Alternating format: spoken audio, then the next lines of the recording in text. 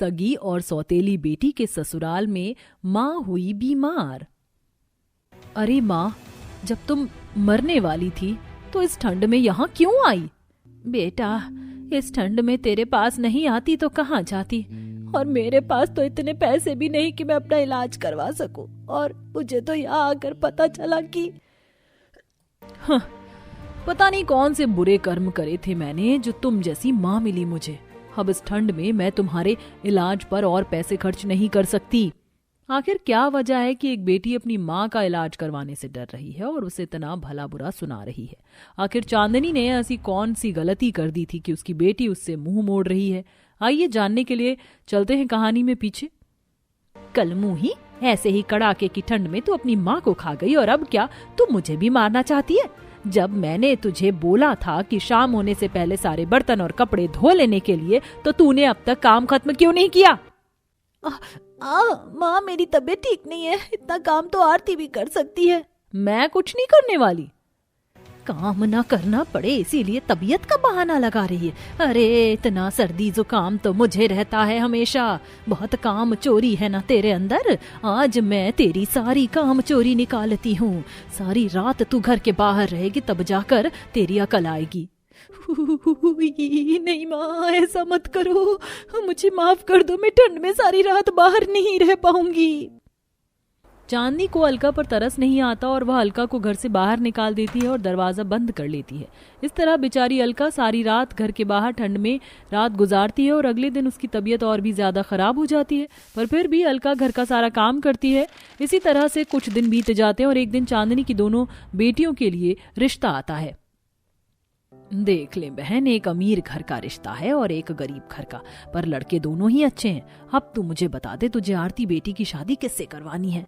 जब दो अलग अलग घर के लड़के हैं तो मैं अपनी बेटी की शादी अमीर घर में ही करूंगी ना। तू अमीर वाले लड़के से मेरी बेटी आरती के रिश्ते की बात कर। मैं अपनी उस सौतेली बेटी को तो ऐसे गरीब घर में भेजूंगी जहां उसे दाने दाने के लिए तरसना पड़े।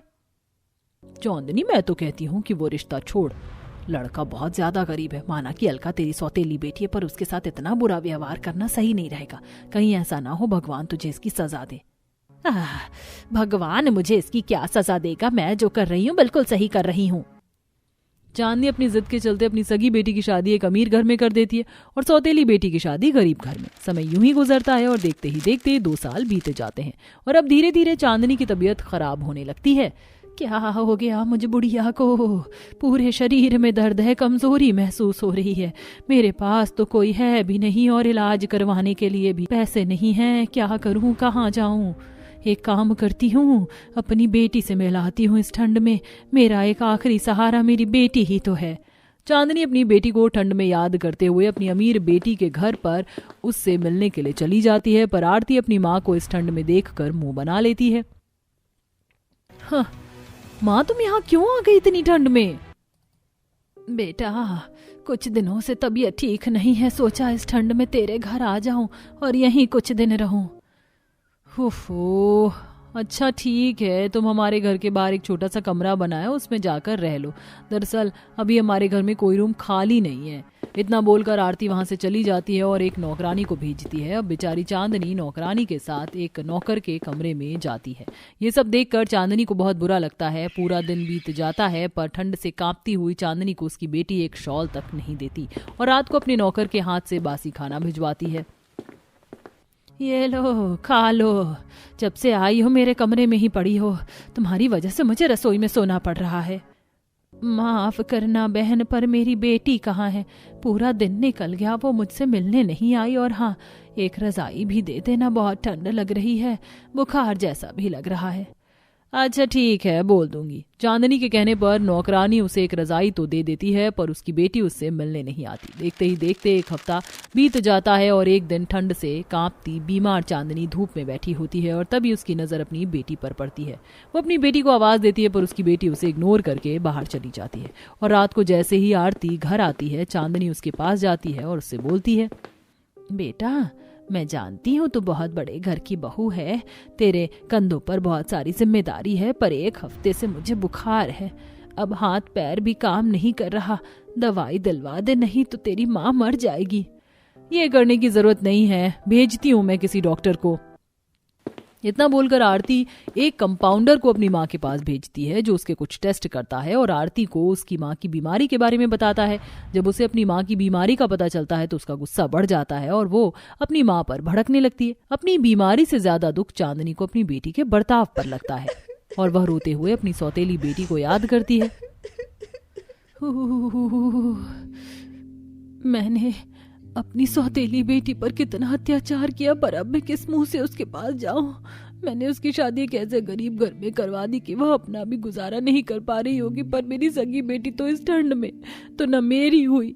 एक बार सौतेली बेटी से जाकर मिल लेती हूँ, उससे माफी मांग लेती हूँ। क्या पता उससे माफी मांगने के बाद मुझे स्वर्ग नसीब हो जाए। दुखी चांदनी रोती हुई अपनी सौतेली बेटी के पास जाती है, जहां उसकी सौतेली बेटी अपनी माँ को देखते ही रोने लगती है और उसे गले लगा लेती है। माँ, तुम कहाँ चली गई थी इस ठंड में? मैं घर आई थी तुमसे मिलने, पर तुम घर पर नहीं थी और मैं जानती भी नहीं थी कि आरती कहाँ रहती है। अच्छा हुआ जो इस टाइम तुम यहाँ आ गई, मुझे ठंड में तुम्हारी बहुत चिंता हो रही थी। अलका, मैंने तेरे साथ इतना बुरा किया, तेरी शादी एक गरीब घर में करी, फिर भी तुझे मेरी चिंता हो रही थी। माँ, तुमने मेरी शादी गरीब घर में नहीं अच्छे घर में करी है। अरे माँ, आप यहाँ? आप बिल्कुल सही समय पर आई हैं। चलिए, मैंने आग जला दी है, ठंड बहुत ज्यादा हो रही है, फिर हम बैठकर एक साथ खाना खाएंगे। अलका और उसका परिवार कितना अच्छा है। मैंने हमेशा इसके साथ सौतेली जैसा व्यवहार किया, पर फिर भी इस ठंड में मेरे बारे में अलका कितना सोच रही है। और एक मेरी सगी बेटी है जिसे मेरी बीमारी का जैसे ही पता चला उसने मुझे घर से निकाल दिया। अलका का अपने लिए इतना प्यार देखकर चांदनी की आंखों से आंसू नहीं रुकते। वह पुराने दिनों को याद करके और ज्यादा रोने लगती है, जिसके बाद वह अपनी बीमारी के बारे में अपनी सौतेली बेटी को बताती है। बेटा, बहुत तबीयत खराब है मेरी, एक किडनी फेल हो चुकी है और दूसरी भी फेल होने वाली है। मैं बस कुछ ही दिन की मेहमान हूँ। क्या आपके साथ इतना सब कुछ हो गया और आप मुझे अब बता रही हैं?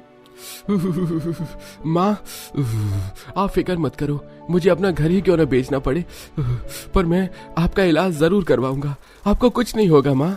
इस ठंड में सूरज दिन रात मेहनत करनी शुरू कर देता है, पर उन पैसों से भी जब चांदनी का इलाज नहीं हो पाता तो अलका और उसकी सास आशा अपने सारे गहने बेच देती हैं।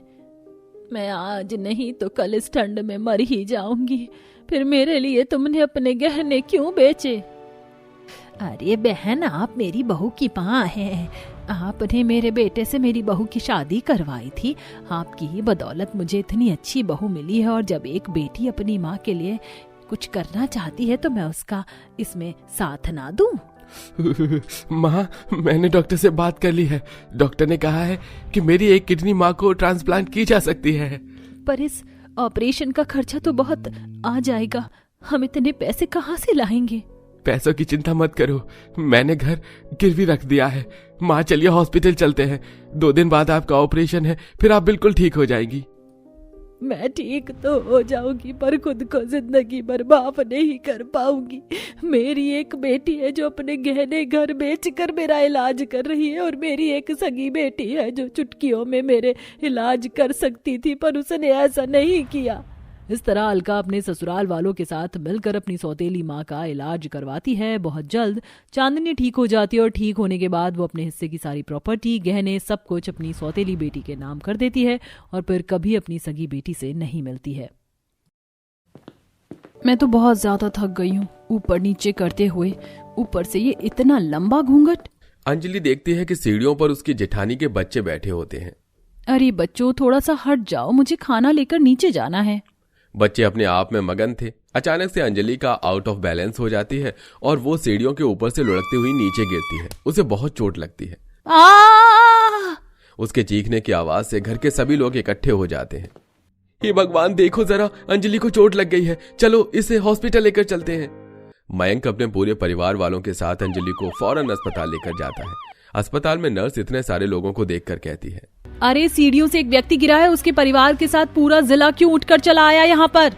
अरे नर्स जी, ये जिला नहीं बल्कि पूरा परिवार है, और ये हमारे घर की बहू है, सबसे छोटी बहू सीढ़ियों से गिर गई, इसका जल्दी से इलाज कर दीजिए। हे भगवान, जिले जितना बड़ा परिवार। नर्स ऐसा बोलते हुए छोटी बहू को इमरजेंसी रूम में ले जाती है, जहां पर उसका इलाज होता है। आखिर ऐसा भी क्या हुआ था जो अचानक से अंजलि सीढ़ियों से लुढ़कती हुई गिरी, या उसके गिरने की कोई और वजह थी? चलिए ये जानने के लिए कहानी में थोड़ा पीछे चलते हैं। आ जाओ बहू, इस घर में तुम्हारा स्वागत है। ओ माय गॉड, ये मेरा ससुराल है या पूरा जिला यहाँ पर आकर बस गया है? इतने सारे लोग। देवरानी, तुम किस सोच में पड़ गई हो? चलो घर में आ जाओ, इसे अपना ही घर समझो। बड़ी देवरानी के कहने पर अंजलि घर के अंदर आ जाती है। उसके आने के बाद उसकी शादी के बाद वाली रस्में शुरू हो जाती हैं। दूध में अंगूठी ढूंढना, घर की दीवारों पर हल्दी मेहंदी के छापे लगाना और भी बहुत सारी रस्में। अरे बस करो, अब क्या बेचारी की जान लेने वाले हो? अभी से थोड़ी देर आराम करने के लिए भी दे दो। हाँ हाँ, सही बोल रहे हो। चलो बड़ी बहू, तुम जाकर अंजलि को आराम करने के लिए जगह बना दो। सभी कमरों में तो बच्चे बूढ़े सभी सो रहे हैं। अब देवरानी जी की सुहाग रात के लिए उन्हें कहाँ पर सुलाया जाए? फिलहाल तो तुम कहीं भी एडजस्ट करो, बहू को थोड़ी तो जगह मिलनी चाहिए। संतोषी के कहने पर जेठानियां अपने ही कमरे में थोड़ी सी जगह बनाकर अपनी देवरानी को सोने के लिए देती हैं। तुम आज यहाँ पर सो जाओ, कल तुम्हारे सोने के लिए कुछ उपाय निकालते हैं। आखिर तुम्हारी सुहागरात भी तो होनी है। तो ये था घर का नजारा। यहाँ 2 मंजिल होने के बाद भी ऊपर वाले कमरे में बेड के साथ साथ पूरे फर्श पर सभी लोग सो रहे होते हैं। वही हाल नीचे वाले कमरे का भी होता है। कहीं पैर रखने की भी जगह नहीं थी। अगले दिन जब सवेरा होता है, घर में जेठ और ससुर आ जाते हैं। जैसे विनोद छोटी बहू को देखता है, वो खांसता है। विनोद के खांसने पर भी अंजलि घूंघट नहीं करती। तभी जेठानी उसे इशारा करती है।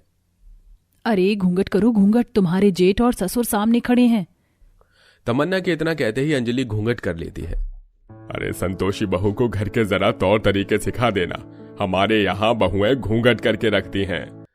ये सुनते ही अंजलि मन में सोचती है, एक तो जिले जितना परिवार, ऊपर से ये लंबा घूंघट, और सबसे बड़ी समस्या रसोई भी ऊपर ही है। हे भगवान, अब मेरा क्या होगा? तभी संतोषी बड़ी बहुओं से कहती है, जाओ अपनी देवरानी को रसोई दिखा दो, आज उसकी पहली रसोई की रस्म है। चलो भाई, देखते हैं कि छोटी बहू खाने में क्या क्या बनाती है और उसके हाथों का खाना स्वादिष्ट बनता है या फिर नहीं। भाभी तो अच्छा ही खाना बनाएंगी, चाचा जी देख लेना। भाभी, मेरे लिए तो आप मैक्रोनी बना देना। मुझे आज घर का खाना नहीं खाना, मुझे थोड़ा स्पेशल खाना है। आनंदी के कहते ही सब लोग अपनी अपनी फरमाइश उसे बता देते हैं, जिसके बाद जेठानियां मिलकर देवरानी को ऊपर रसोई में लेकर आ जाती हैं। लो देवरानी जी, ये है हमारी रसोई, यहाँ पर बनाना है तुम्हें खाना। बाकी तो तुम्हें पता ही है सबको क्या खाना है। तुम यहाँ आराम से बनाओ, हम लोग बाहर रूम में। कोई मदद चाहिए हो या कुछ समझना है तो हमें बुला लेना। ऐसा कहने के बाद सभी जेठानियां ऊपर वाले कमरे में बैठकर आपस में बातें करने लगती हैं और इधर बेचारी अंजलि को रसोई में खड़े होकर अकेले ही इतना सारा खाना बनाना पड़ता है। हे भगवान, एक तो इतना लंबा घूंघट, ऊपर से खाने की इतनी सारी वैरायटीज। कैसे बनाऊंगी इतना सारा खाना मैं? उफ, कहाँ आकर फंस गई मैं।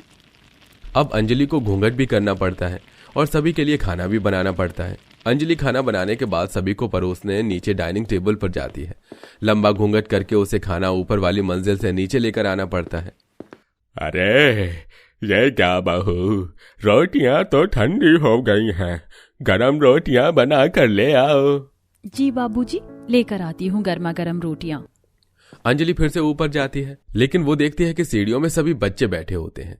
बच्चों, तुम यहाँ से हट जाओ और अपने कमरों में जाकर खेलो या फिर बाहर आंगन में। मुझे ऊपर से नीचे आने में और नीचे से ऊपर जाने में दिक्कत हो रही है। चाची जी, हमें यहीं खेलना अच्छा लगता है, हमें यहाँ से मत उठाओ ना। हाँ, हम यहीं पर खेलते हैं रोजाना, और बाहर जाने के लिए तो माँ हमें मना ही करती है। चलो ठीक है, कोई बात नहीं। इस तरह पहली रसोई की रस्म में बेचारी अंजलि को बहुत परेशानी उठानी पड़ती है। एक तो जिले जितने लोगों का खाना बनाना और फिर सबको गर्मा गर्म पूरियां और रोटियां ऊपर से नीचे लाकर बार बार आना उसे बहुत थका देता है। चलो आखिरकार सभी का खाना हो ही गया, बस थोड़ी सी पूड़ियां ही रह गई हैं। लेकिन बड़ा परिवार है तो इस बात की भी चिंता नहीं है कि घर में काम मुझे अकेले ही करने पड़ेंगे। सब लोग मिलकर कर लेंगे तो जल्दी काम हो जाया करेंगे। अंजलि ऐसा सोचकर थाली में गर्मा गर्म पूरियां लेकर नीचे आती है, जहां सब उसकी तारीफ करते हैं। अरे भाई, घर की छोटी बहू ने तो खाना बहुत स्वादिष्ट बनाया है। सच में खाना बहुत अच्छा है, क्यों न रोजाना खाना अंजलि से ही बनवाया जाए, बाकी लोग घर के काम संभाल लेंगे। अरे हाँ, ये तो और भी अच्छी बात है। चलो बहू, आज से तुम रसोई को संभालना, तुम्हारी जेठानियां बाकी सब संभाल लेंगी। हे भगवान, ये क्या आतंक मचा दिया इन लोगों ने। अब रोजाना मुझे ही खाना बनाना पड़ेगा। कैसे बनाऊंगी जिले जितने लोगों का खाना। घर के सभी लोग बहुत खुश हो रहे थे तो बेचारी अंजलि बहुत ज्यादा दुखी थी। हमने सबने खाना खा लिया, लेकिन किसी ने भी नई बहू को उसके हिस्से का नेक नहीं दिया। पवन के इतना कहते ही सभी अपनी अपनी जेब खाली करते हैं और अंजलि को नेक देना शुरू कर देते हैं। इतने सारे घर के सदस्यों से मिला नेक भी ज्यादा ही होता है, लेकिन अंजलि को तो अब रोजाना खाना बनाने का दुख हो जाता है। सुबह शाम उसे अकेले रसोई में खाना बनाना पड़ता है और इसी के चलते उसे ऊपर नीचे सीढ़ियों से आना जाना करना पड़ता है, जिससे उसकी हालत बुरी हो जाती है और आखिर में एक दिन वो सीढ़ियों से लंबा घूंघट करके गिर ही जाती है। अरे भाभी जी, जरा पूछो ना हमारी बहू कैसी है। अब अभी पूछ कर आती हूँ। संतोषी नर्स के पास जा रही थी कि तभी नर्स उन सभी के पास आती है। पेशेंट को होश आ गया है, आप लोग उससे मिल सकते हैं। जैसे ही सभी लोग अंजलि से मिलने उसके पास आते हैं, वो गुस्से में सभी से कहती है, चले जाओ आप लोग यहाँ से, मुझे आप लोगों से नहीं मिलना। क्या हो गया भाभी, आप इतनी परेशान क्यों हो? भगवान की दुआ से सब कुछ ठीक है। अरे कुछ भी ठीक नहीं है। एक जिले जितना परिवार है तुम्हारा। शादी के बाद मैंने कितने सारे सपने देखे थे, सब पानी में मिल गए। इतने बड़े खानदान में 2 मंजिल का मकान, ऊपर नीचे होने में कितनी परेशानी होती है। घर में कदम रखने की जगह नहीं है। शादी के बाद अभी तक मुझे एक कमरा तक नहीं मिला है। इससे अच्छा तो मैं अपने मायके में रह लूंगी। और सबसे बड़ी बात कि मुझे अपने ही जेठ और ससुर के सामने घूंघट करके रहना पड़ता है। ये कहाँ के नियम और कानून है? अंजलि की ये सारी बातों पर उसकी सारी जेठानियां सहमत होती हैं। अंजलि बिल्कुल सही कह रही है माँ जी, हमें भी बहुत परेशानी हुई थी शुरू में। देखा जाए तो ये पुराने रीति रिवाज के चलते आजकल की बहुओं को परेशानी तो होती ही है। वैसे ये सब नहीं होना चाहिए था। माँ जी, घूंघट करके तो हम लोग भी बहुत दुखी हैं। लेकिन मैं क्या करूं? मुझे तो समझ नहीं आ रहा। बहू की कही एक एक बात सही है, लेकिन इतने बड़े परिवार का क्या ही किया जा सकता है। पवन, मोहित और रुद्राक्ष को उनकी पत्नियों के साथ गांव में ले जाती हूँ। गांव में जो दूसरा मकान है उसमें मैं और तुम्हारे दादाजी रह लेंगे, साथ में घर के चाचा चाची भी चल लेंगे। फिर तो घर में मैं, बहू के ससुर और दोनों छोटे बेटे रह जाएंगे और उनकी पत्नियां। लेकिन क्या विनोद जी इस बात से सहमत होंगे? संतोषी इतना बोल ही रही थी कि विनोद उनके पास आ जाता है। सभी बहू लंबा लंबा घूंघट करने लगती हैं। अरे रहने दो, घूंघट करने की जरूरत नहीं है। हम सभी समझ गए हैं। इन प्रथा को आज से खत्म करते हैं और मैं इन सभी बातों से सहमत हूँ। मैं नहीं चाहता ये हादसा अब दोबारा हो। इस तरह बहुत ही प्यार प्रेम से पूरा परिवार सही तरीके से सही जगह पहुंच जाता है और घर में अब ज्यादा भीड़ भड़ाका नहीं होता। छोटी बहू को ऊपर कमरा मिल जाता है और उससे बड़ी बहू को नीचे सास ससुर का कमरा अलग होता है। अब घर में ना तो लोग ज्यादा होते हैं और ना ज्यादा काम होता है। इसी के चलते अंजलि अपने ससुराल में हंसी खुशी रहने लगती है।